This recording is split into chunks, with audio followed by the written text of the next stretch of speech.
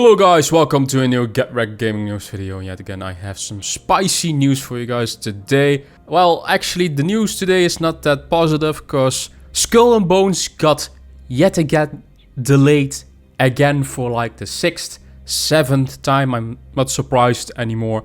But not just that, Ubisoft wants to be acquired. And there is just so much shit going on, bad stuff at that company. We'll talk all about that in today's video. So sit back, relax, enjoy this bad news. Take a beverage and let's get on with the news.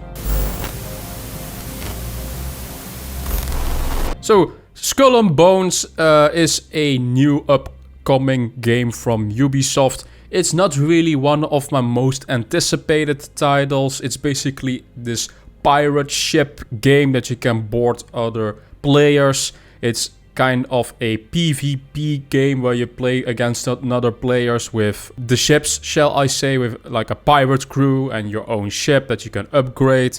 And there are also enemies in the game, I believe, like NPCs. So the concept for the idea of the game is actually pretty good. It came from the Black Flag game that had the pirate stuff in it. And they wanted to make this their own game. Now, most of the gameplay that we've seen from this game is not very impressive at all. And that's why a lot of people aren't really that excited for it, me included. So that's also why I don't really normally cover Skull and Bones on my channel. But the game has been delayed yet another time. And we don't even know to when.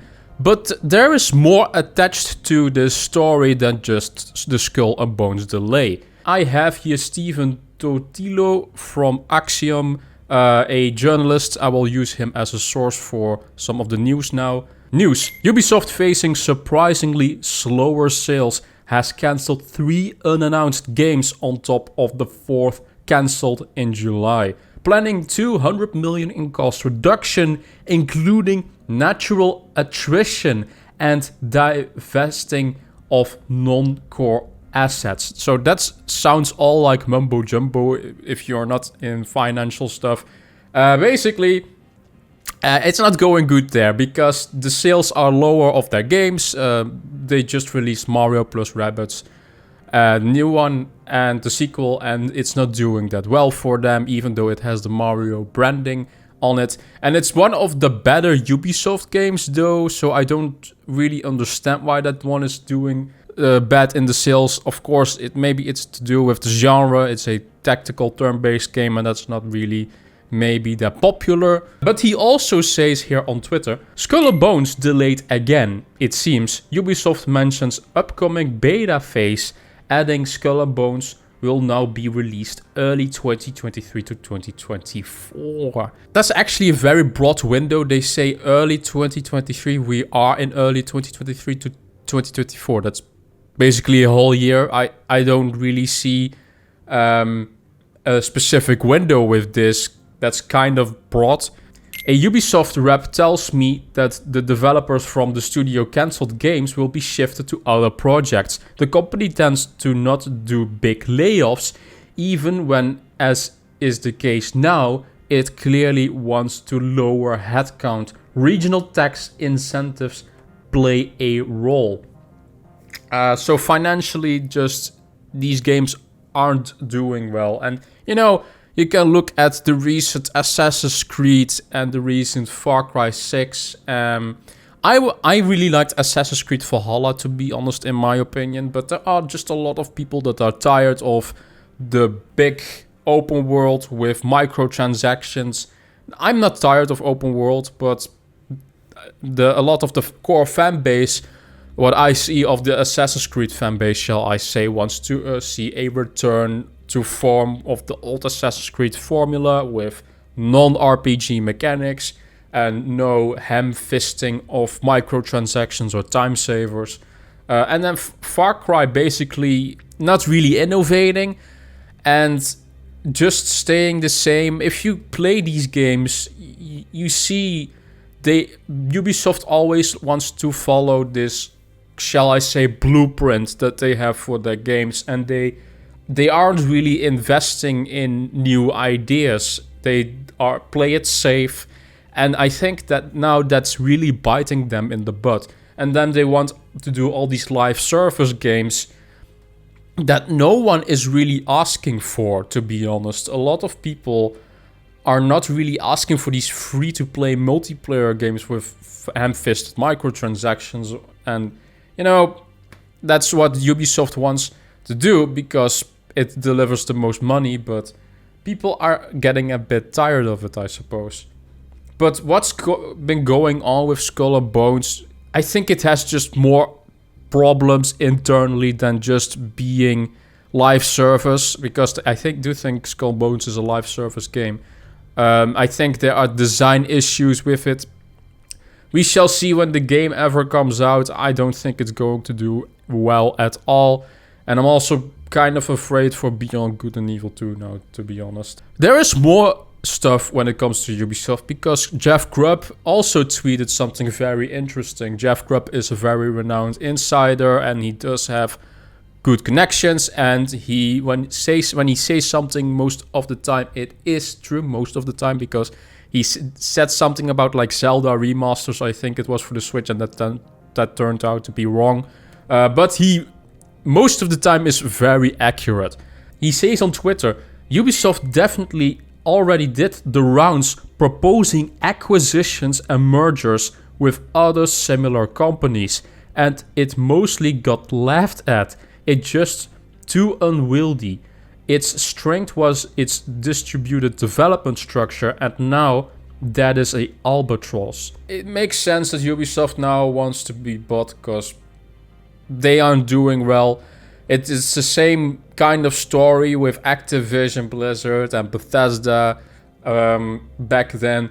I do think Ubisoft is worth something if they want to be sold. They have really good IP under them. They have the Assassin's Creed brand, the Far Cry brand. It's not that these IPs are worthless. And they also have a lot of older IPs like Prince of Persia, Splinter Cell that they don't really use, but they do have some value. So if I would be Microsoft or PlayStation, Sony, I would look at this, and maybe it's still a bit too expensive for Sony because Sony doesn't really give big bucks to acquisitions. They normally do more the smaller prices with just one studio, for instance. The bigger purchase they did was the Bungie acquisition, I suppose. Maybe like companies like Amazon could look at Ubisoft, but I don't know if I want Ubisoft to be bought. Maybe it could improve their games and their work structure, but I don't know. It's interesting though that they are looking for actual like acquisition or merger proposals. That's very interesting. Now there are also some very weird quotes from Ubisoft, because this news was also officially announced, and when they did that, they gave some quotes from Yves Guillemot. He's the head of Ubisoft, and he basically said, after a terrible 2022, Ubisoft's Yves Guillemot tells staff the next year is crucial, telling them in an email that the ball is in your court. So he said this to his own developers and staff to deliver on time, on budget. Today, more than ever, I need your full energy and commitment to ensure we get back on the path to success. Look, Yves Guillemot, you are the head of the company, and it looks to me, I don't think this is a problem at all with devs. This is a problem with the executives like you that want to ham-fist microtransactions, live service stuff, time saver shit bullshit in your games. You want to make your games as safe as possible. And then another quote which I found pretty insulting, to be honest. VGC says this on Twitter. Ubisoft has cancelled 3 unannounced games, delayed Skull and Bones yet again. The company says it's facing major challenges as the industry continues towards shifting towards mega brands. The industry is shifting towards mega brands. Let's take a look at the Game Awards this year. What won Game of the Year? Elden Ring. Elden Ring is a new IP that has no brand recognition whatsoever. The only thing it has is, of course, the developers behind it from software, so there's some hype for that. But the IP Elden Ring doesn't mean jack shit, because it was a new IP. More successful games are in the indie space. Stray was popular. And it's a small game. It has a lot of good sales, and it also has critically acclaimed success. And it's an indie game. People are talking about indie games now. How can you say that there's a big shift to mega brands if the most popular games on these shows and on Game of the Year lists and in fans' conversations on social media are these indie games or just passion projects like Elden Ring? I don't understand this whatsoever, but Ubisoft is quite out of touch, in my opinion. You just need a good idea. Not just that to make a game, but a passionate idea. Not the millionth, brazillionth Assassin's Creed in the same formula, or Far Cry in the same formula, or the next live service game that's Battle Royale or a Call of Duty clone. Like, Elden Ring is popular because the Souls-like genre is a new genre, shall I say. And it innovated on its own genre, being an open world game, an open world From Software game. Like, look, I am the furthest fan of From Software. I don't like their games, but I do see the appeal of them and the success and why they are good. They are original ideas, and there is a passion behind these games to make them. Not to say that the developers at Ubisoft don't have any passion. They probably do, but there are more probably suggestions for the games that they're going to develop, and the blueprints from the higher ups. Do it this way because that is the proven, shall I say, moneymaker. And Mario plus Rabbids is probably the only game from Ubisoft in a long time that's not following the blueprint.